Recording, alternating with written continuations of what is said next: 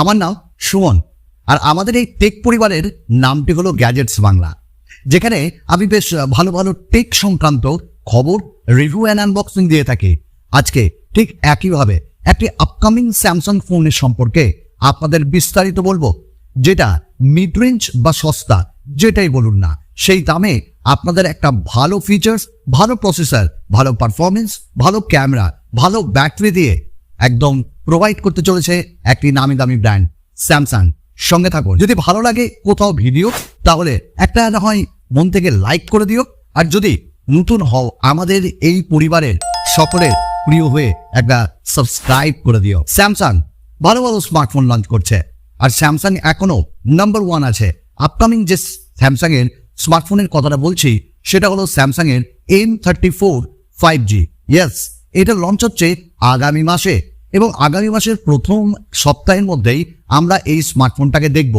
যদি প্রাইসের কথা বলি, তাহলে অ্যাকর্ডিং টু দ্য লিস্ট আমরা যেটা শুনতে পাচ্ছি, আন্ডার 30,000-এ স্যামসাং তাদের M34 লঞ্চ করতে চলেছে। নাও দ্য কোয়েশ্চেন, কোথায় লঞ্চ হবে? হ্যাঁ, এটি অ্যামাজনে পাওয়া যাবে, আর অ্যামাজনে এর ল্যান্ডিং পেজও চলে এসছে। তাহলে এম সিরিজ মানে আমরা জানি যে ভালো কিছু দেয় স্যামসাং, বেশ কম দামে ভালো ভালো ফিচার্স প্রোভাইড করে। ওয়েল, এই স্যামসাং এর M34 এর যদি আমরা ফার্স্ট লুক বলি, তাহলে কিন্তু পেছনের দিকে দেখব একটু ম্যাট অ্যান্ড গ্লসি ফিনিশিং এ থাকছে, যেটা স্যামসাং বরাবরই বলে থাকে এটা হলো একটা গ্লাস্টিক ডিজাইন, মানে glass kind of feel, but use করা হচ্ছে প্লাস্টিক।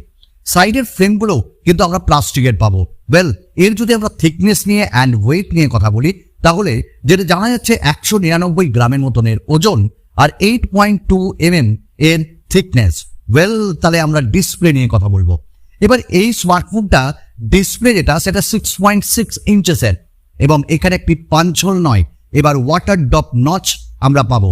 আমরা সকলেই জানি যে সস্তার স্মার্টফোনে স্যামসাং এই নচগুলো দিয়ে থাকে। যাদের কোনো অসুবিধা নেই তাদের কোনো ব্যাপারই না, আর কন্টেন্টস দেখতে দেখতেও কিন্তু বেশ অনেকটা অভ্যস্ত হয়ে যাই আমরা। এবং এই স্মার্টফোনে আমরা 120 হার্টজের রিফ্রেশ রেট পাবো, M34-এ অ্যামোলেড ডিসপ্লে পাবো। ওয়েল, এবার কিন্তু আন্ডার ডিসপ্লে বা ইন ডিসপ্লে ফিঙ্গারপ্রিন্ট স্ক্যানার পাচ্ছি না, ওই যেমনটা হয় আর কি, আমি বললাম এম সিরিজে। তো সাইডে ফিঙ্গারপ্রিন্ট স্ক্যানার থাকবে, ডুয়াল সিম আমরা ইউজ করতে পারবো, আর এখানে কর্নিং গরিলা গ্লাস 5-এরও প্রোটেকশন থাকবে। দেন আমরা এই স্মার্টফোনে 3.5 mm জ্যাক পাবো কি পাবো না এটা আমরা জানি না, তবে যতদূর শোনা যাচ্ছে পাওয়া যেতে পারে, কারণ এটা মিড রেঞ্জে। তবে আমার মনে হয় 3.5 জ্যাক প্রোভাইড করা হবে না। এই স্মার্টফোনে আমরা মাইক্রো এসডি কার্ডও ব্যবহার করতে পারবো এক্সপ্যান্ড করার জন্য। This is a 5G smartphone. 5G অনেক কটা ব্যান্ডই এখানে সাপোর্ট করবে, নিয়ার অ্যাবাউট 14+। 4G+ ক্যারিয়ার অ্যাগ্রিগেশনের সাপোর্টও এখানে রয়েছে। তাহলে ডিসপ্লে অ্যামোলেড, এবং এখানে 120 হার্টজ রিফ্রেশ রেট, আমাদের ডে টু ডে ইউজেজে কোনো ব্যাপার না। UFS 2.1 স্টোরেজ টাইপও থাকছে, LPDDR4X র্যাম টাইপও থাকছে। Now about the processor, what's about the processor থাকছে MediaTek Dimensity 1080 চিপসেট, আমরা Realme 10 Pro Plus-এ পেয়েছি। পারফরমেন্স ঠিকঠাক। এই দামে 30,000-এর নিচে যদি আমরা দেখি 25, 24, 22, 23, তাহলে কিন্তু আমরা বলবো যে এই প্রসেসরটা ওয়েল ব্যালেন্সড, কারণ আমরা 10 Pro Plus ইউজ করেছি, এবং এর পারফরমেন্স আপনাকে একদম লেট ডাউন তো করবেই না। এবং এর পারফরমেন্সে যদি আমি বলি গেমিং এক্সপিরিয়েন্সও ভালো, খুব হিটিং ইস্যুও দেখা যায় না। তো এক কথায় পারফরমেন্স কিন্তু আমরা ভালো পাবো। দেন দ্য ক্যামেরা লেআউটটা দেখেছেন, অনেকটা এস সিরিজের মতন, তাই না?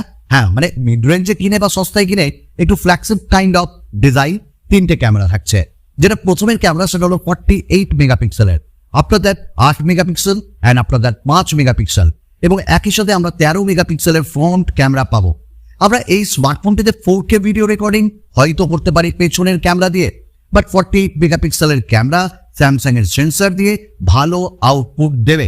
এবং এর 13 মেগাপিক্সেল সেলফি, স্যামসাং এর সেলফি ক্যামেরা নিয়ে বেশি কথা বলবো না, ভালো দেয়। এবং এই স্মার্টফোনে কিন্তু আমরা 5000 mAh এর ব্যাটারি পাচ্ছি, সঙ্গে 25 ওয়াটের ফাস্ট চার্জিং। তবে বলা বাহুল্য, 5000 mAh এর ব্যাটারি স্যামসাং এর বেস ওয়েল অপটিমাইজ থাকে, এবং ভালো আমরা ব্যাটারি ব্যাকআপ পাই, নেয়ার একদিন কাটিয়ে দেয় আর কি।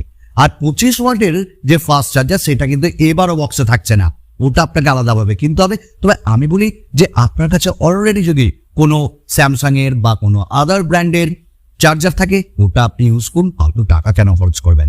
এবং এই স্মার্টফোনে আরেকটা ব্যাপার, এর ইউআই, তাই না, ওয়ান ইউআই পাবো, একদম লেটেস্ট, কোনো কোন না।